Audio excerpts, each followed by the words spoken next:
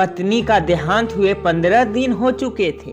लोगों का आना जाना बंद हो गया था। वह अकेला बैठा पुरानी यादों में खोया था कि अचानक उसे पत्नी का लिखा पत्र मिला। पत्र में लिखा था, प्रिय पतिदेव, मुझे पता चल चुका है कि मुझे कैंसर है और वह भी अंतिम स्टेज में चल रहा है। मैं यह भी जानती हूँ कि मेरे पास अब बहुत कम दिन बचे हैं। मुझे यह भी पता है कि आपने मेरे इलाज में अपनी सारी जमा पूंजी खर्च कर दी है। सारे गहने बिक चुके हैं।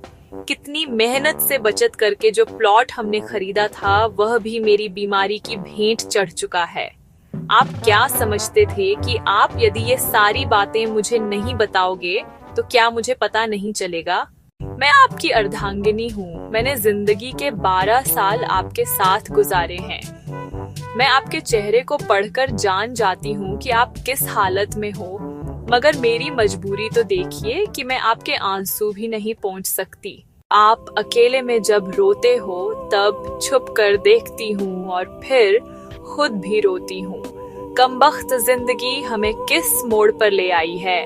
हम एक दूसरे का दर्द भी नहीं बांट सकते, एक दूसरे के आंसू भी नहीं पोंछ सकते। आप समझते हैं कि आपको रोते देखकर मैं कमजोर पड़ जाऊंगी। इधर मैं नहीं चाहती आप कमजोर पड़े। कितनी बेगानी हो गई हूँ ना मैं। आपकी उदासी का कारण भी आपसे नहीं पूछ सकती। आज कल सब जान पहचान वाले मिलने आ रहे हैं। शायद अब मैं 1-2 दिन की ही मेहमान हूँ। शायद मेरी यात्रा पूरी हो चुकी है। ये कैसा बुलावा है जिसका मुझे पहले से पता है।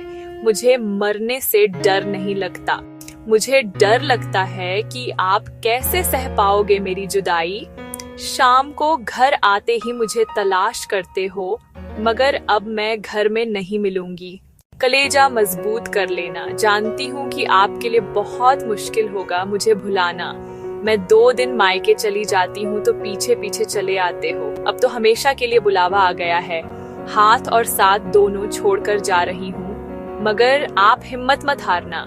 बच्चे अब भी बहुत छोटे हैं। उनसे कहना मम्मी भगवान के पास गई है, जल्दी लौट कर आएगी। मेरे चले जाने के बाद बिल्कुल भी मत रोना। कलेजे को पत्थर कर लेना। आप मुझसे कहा करते थे ना कि मैं बहुत डरपोक हूँ, बात बात पर रो पड़ती हूँ। अब देखो ना आपकी पत्नी कितनी मजबूत हो गई है। दुनिया से विदा होने वाली है। रात दिन दर्द को लेकर जी रही है, मगर एक बार भी नहीं रोई। हमारे साथ का सफर बहुत छोटा रहा, मगर क्या करूँ अब साथ नहीं दे पाऊंगी। इतना प्यार देने के लिए शुक्रिया। मेरे सारे नखरे उठाने के लिए शुक्रिया। मुझे टूटकर चाहने के लिए शुक्रिया। जानती हूँ आपको मेरी लत लगी हुई है। भुलाना बहुत मुश्किल है, मगर आपको खुद को संभालना ही होगा। मैं रोज आसमान से देखा करूंगी। आप टाइम पर नहाना, टाइम पर खाना खा लेना, क्योंकि आपको ये सब याद दिलाने के लिए आपकी पत्नी अब नहीं होगी।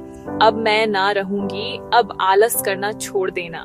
जब तक मैं थी आप घर की हर चिंताओं से मुक्त थे। मुझे दोनों बच्चों की तरह आपका भी ख्याल रखना पड़ता था, मगर अब आप बच्चा बनना छोड़ देना। अब रूठना छोड़ देना, क्योंकि आपको मनाने के लिए अब आपकी पत्नी नहीं रहेगी। अब टूटना भी छोड़ देना, क्योंकि आपकी हिम्मत बंधाने के लिए आपकी पत्नी नहीं होगी। आई जिंदगी, तेरे सफर में इतने गम क्यों हैं? जो जीना ही नहीं चाहते उनकी उम्र बहुत लंबी है, मगर जो जीना चाहते हैं उनकी सांसें इतनी कम क्यों हैं? आई जिंदगी, तेरे सफर में मुझसे अब और नहीं लिखा जाता। हाथों में दम बिल्कुल भी नहीं है, फिर भी मैं लिख रही हूँ। आप 2 दिन से सोए नहीं थे, इसलिए आज गहरी नींद में सो रहे हो। अतः मुझे लिखने का वक्त मिल गया, मगर अब मैं लिखना बंद करके आपको थोड़ा सा निहारना चाहती हूँ। पता नहीं सुबह उठूं या ना उठूं।